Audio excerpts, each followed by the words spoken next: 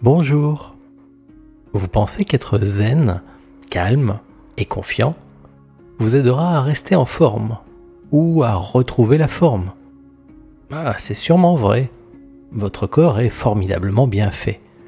Il est conçu pour s'adapter et fonctionner au mieux. Mais parfois, c'est normal, il est possible qu'il n'arrive plus à faire son travail. Il y a bien sûr de très nombreuses causes à ça. Mais pour rester dans notre domaine psychologique, on peut dire que le stress, vos tensions intérieures, vos soucis, tout ça n'est pas bon pour votre morale et pourrait ainsi avoir un effet défavorable sur votre niveau d'énergie, votre protection naturelle. Même un chien ou un chat, un oiseau et même un poisson peuvent se laisser dépérir s'ils sont stressés ou s'ils ont perdu quelqu'un ou quelque chose qui leur est cher. Et nous réagissons bien évidemment de la même manière. D'où l'intérêt d'avoir une astuce pour rester zen et retrouver calme et confiance en l'avenir. En plus de vos séances d'auto-hypnose qui vous aident à relâcher les tensions et à mieux affronter les situations de la vie quotidienne avec plus de distance ou de calme, faire travailler votre muscle de l'imagination aide votre esprit profond à entrer en contact avec vous, pour vous faire prendre conscience des causes possibles de stress ou d'émotions négatives, en préventif avant qu'elles n'arrivent, ou bien lorsqu'elles sont déjà là afin que vous puissiez y faire quelque chose. Votre imagination est la voie par laquelle votre esprit vous parle, pour vous faire passer ses messages et prévenir les sources de stress ou les faire sortir de vous. C'est votre sagesse intérieure qui vous apporte ainsi les solutions possibles, en rêve ou en intuition, pour vos émotions et qui vous guide pour vous aider à retrouver calme et confiance. C'est par votre imagination que vous arrivez à mieux vous connaître, à ressentir ce qui se passe en vous, pour vivre de la manière la plus équilibrée possible. Je vais vous guider à la rencontre de votre messager intérieur, qui saura vous faire comprendre, de vous-même à vous-même, ce qui est bon pour vous. Cela relâchera vos tensions et votre corps aura alors toute son énergie pour bien fonctionner et faire ce qu'il a à faire. Et en plus, il est possible que vous appreniez des choses sur vous, grâce à cette reconnexion entre vous et votre esprit profond. On y va ? Nous avons posé votre objectif et le cadre. Votre esprit est ainsi dirigé vers votre but. Il s'agit maintenant de vous ouvrir, de gagner en conscience. Et pour cela, d'emporter avec vous votre mental, pour le faire grandir lui aussi. Yeux ouverts ou yeux fermés, orientez maintenant le phare de votre attention sur votre respiration. Vous allez vous en servir pour prendre conscience ou reprendre conscience de votre connexion avec la vie, votre vie à vous intérieure et toute la vie qui vous entoure. Respirez tranquillement et profondément pour mieux percevoir l'air qui entre doucement dans vos poumons.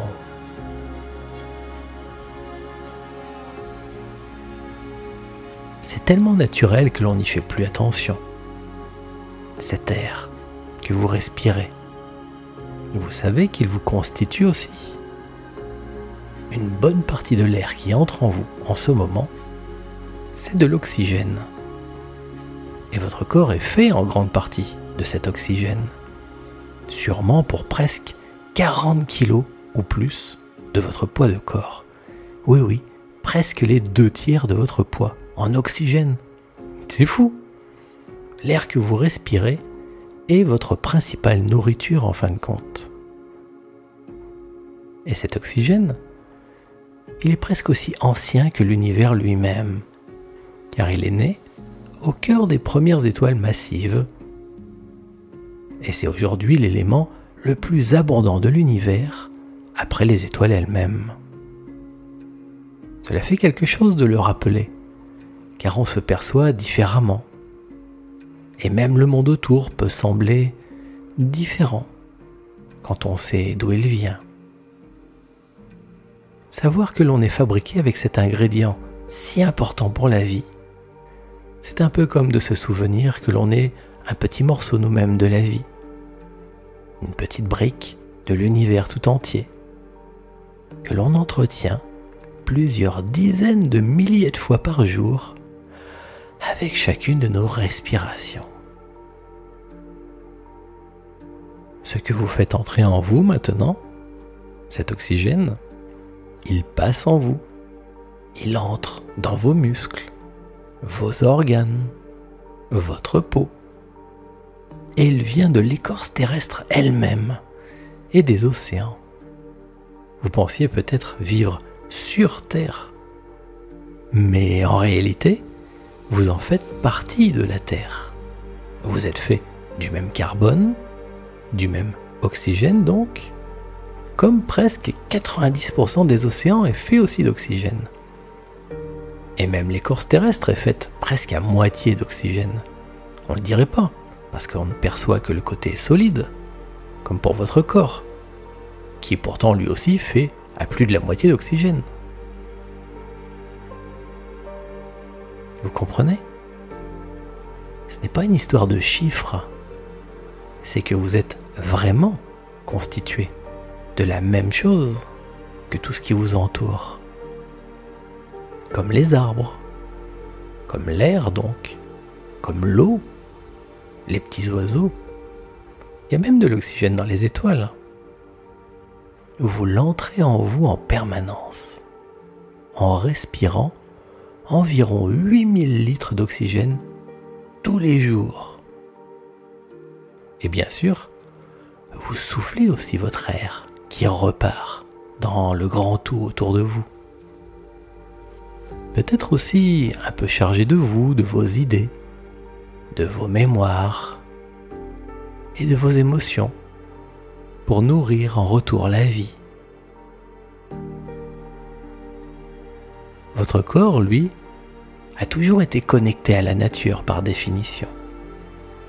Et bien de vos émotions lui sont reliées aussi. C'est votre mental qui a pu se séparer de la vie autour, par réflexion, comme dans un miroir, se voir de loin, séparé, dissocié. C'est bien de réfléchir, la lumière surtout. Mais rien n'empêche de ressentir aussi, de percevoir par intuition, en plus de vos réflexions. Alliance du cœur et de la raison, non pas l'un ou l'autre. Comme on le dit en hypnose humaniste, choisissez les deux à la fois.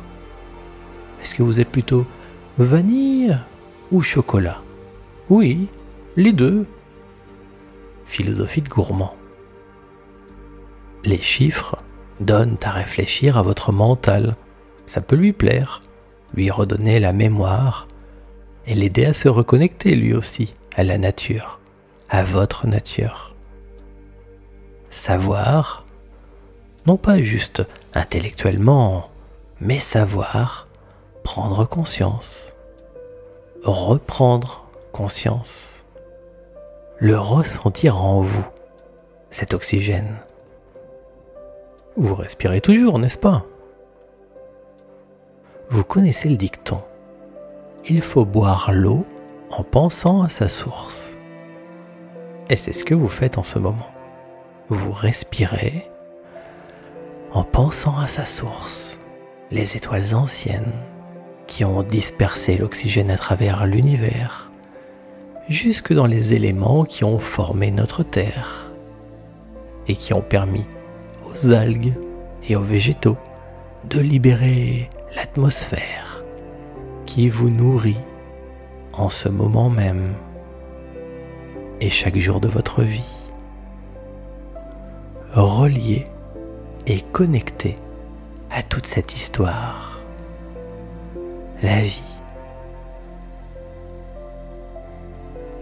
Oui, car si presque tout ce qui existe sur Terre contient de l'oxygène et s'en nourrit, comme vous, et si même la Terre elle-même est emplie de cet oxygène, comme vous, et même si le cœur des étoiles massives fabrique depuis toujours et encore maintenant cet oxygène en vous, vous le savez, que l'univers est probablement infini, qu'il est sûrement infini,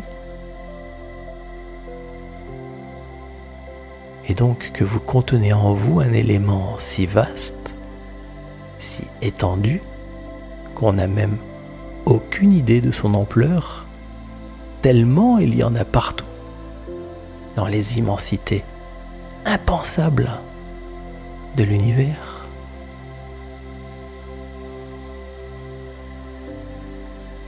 Dites-moi, pensez-vous que les cellules de vos orteils, aussi éloignées soient-elles de celles du bout de votre nez, est-ce que ces cellules font partie du même corps, votre corps? Oui, bien sûr. Et pensez-vous que les cellules de vos orteils savent à quel point vous êtes immense? Sont-elles conscientes de faire partie d'un seul et même grand corps? Pas sûr.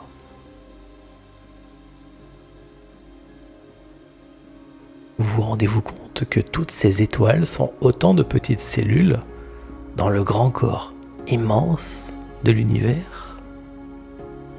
Et que nous vivons tous grâce à notre petite cellule à nous, notre soleil, dans cette immensité, ignorant la plupart du temps de tout le reste du grand corps de la vie, bien qu'on en fasse partie.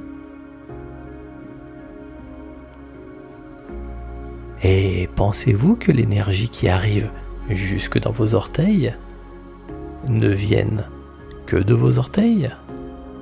Bien sûr que non. C'est l'énergie de tout votre corps qui alimente aussi vos pieds et vos jambes. Tout comme dans l'univers, l'énergie qui circule partout alimente chaque cellule, chaque petite étoile et sa famille, comme nous sur notre petite planète, souvent inconscients de l'immense magie dont nous faisons partie. Nous profitons de cet océan d'énergie qui nous tient en vie. Vous la respirez en ce moment. Maintenant, vous le faites même consciemment. Comment donc pourriez-vous manquer d'énergie, manquer de vie, alors que vous êtes une partie intégrante de la vie elle-même?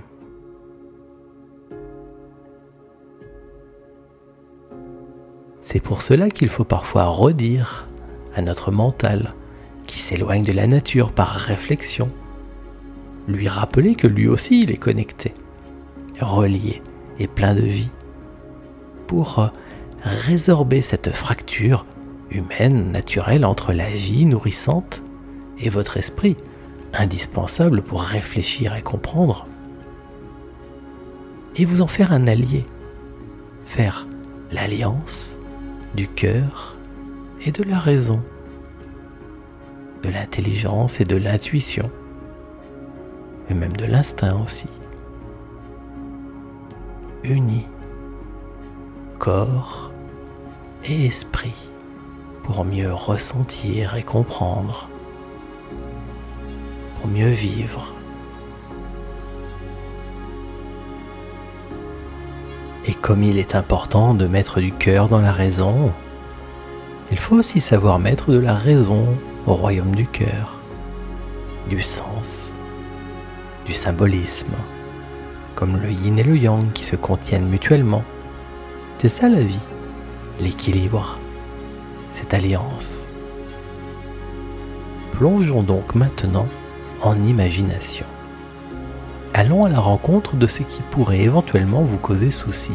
Peut-être ce n'est que mécanique, mais si quelque chose d'émotionnel ou d'intellectuel perturbe votre bon fonctionnement naturel, ou même si ça pourrait venir le perturber un jour.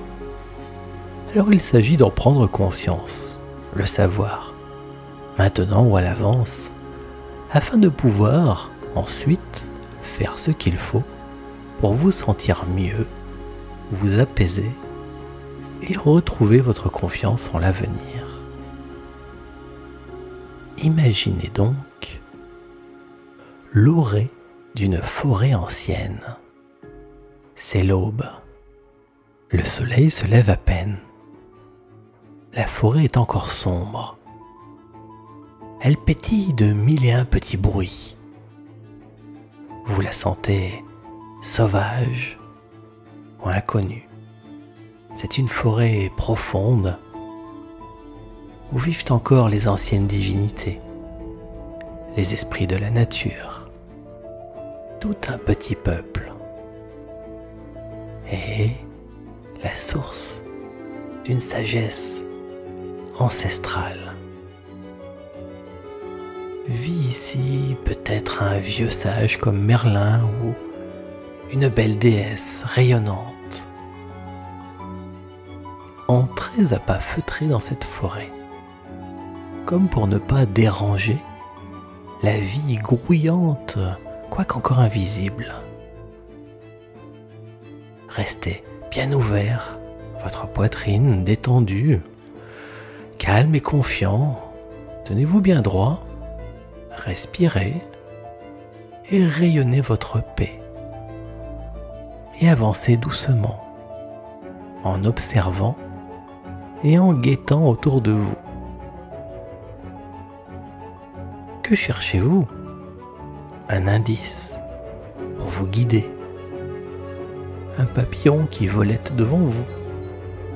Un corbeau perché sur une branche et qui semble vous observer.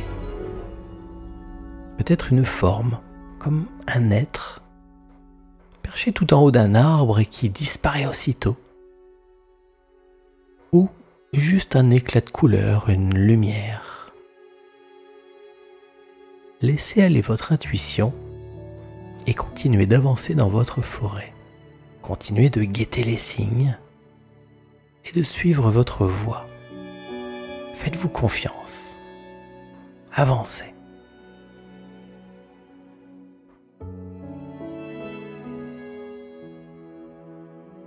Il existe, quelque part, ici, une clairière sacrée, lumineuse, qui fait le lien entre ciel et terre. Un endroit spécial et émouvant, peut-être encore plus ancien que la forêt elle-même. Un endroit respecté.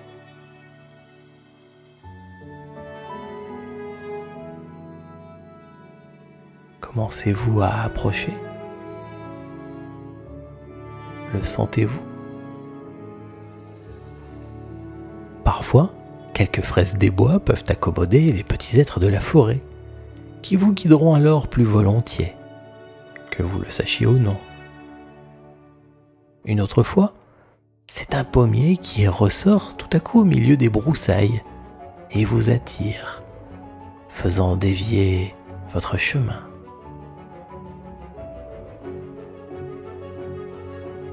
Et puis, la voilà, la clairière, elle est là, magnifique, entourée de vieilles pierres, arrondies et lissées par le temps, comme un lieu de réunion.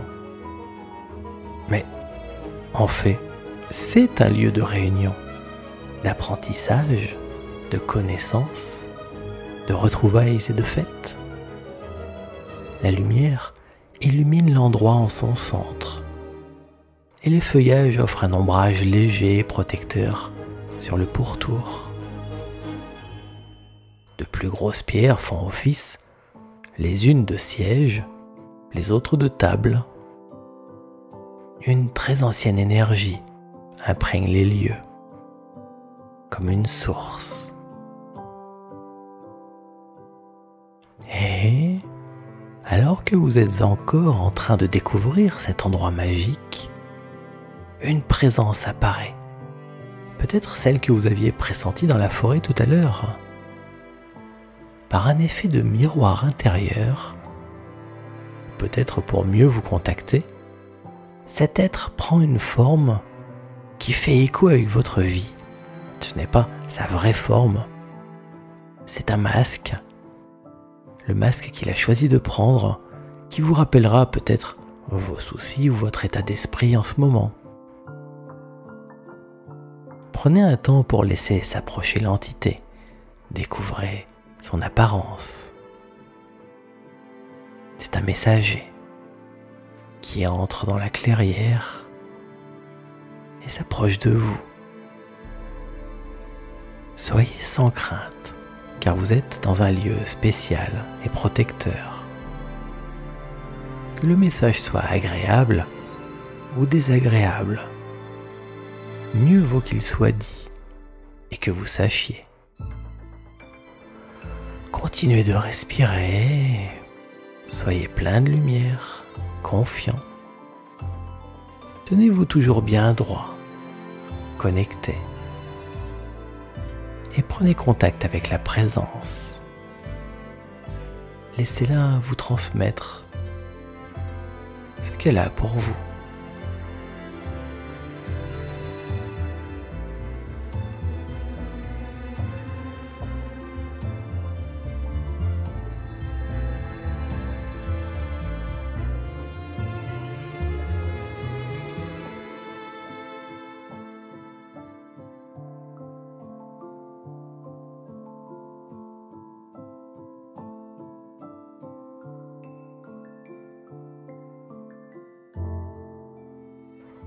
Avez-vous reçu ou ressenti votre message? Ou juste pris confiance en la présence? Si vous en avez besoin, demandez ce que vous êtes venu apprendre et soyez sensible à la réponse, que ce soit des images, des pensées, des sensations, ou même une intuition. Même si vous pensez que vous avez inventé ou imaginé tout ça. Et soyez sans crainte. Il vaut mieux savoir plutôt que de souffrir en aveugle. Et jusqu'à quand en plus? Sans rien pouvoir y faire. Si c'est agréable ou rassurant, cela vous renforcera sur votre voie.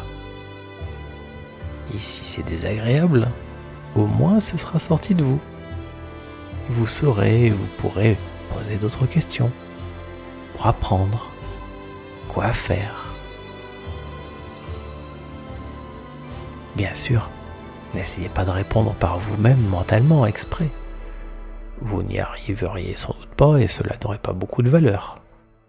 Profitez donc de l'instant. Laissez venir ce qui vient.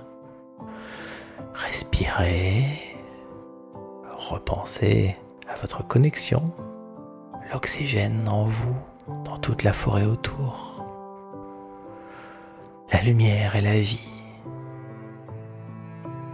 Vous pouvez discuter avec votre messager, apprendre à le connaître, écouter ses propositions, lui demander conseil.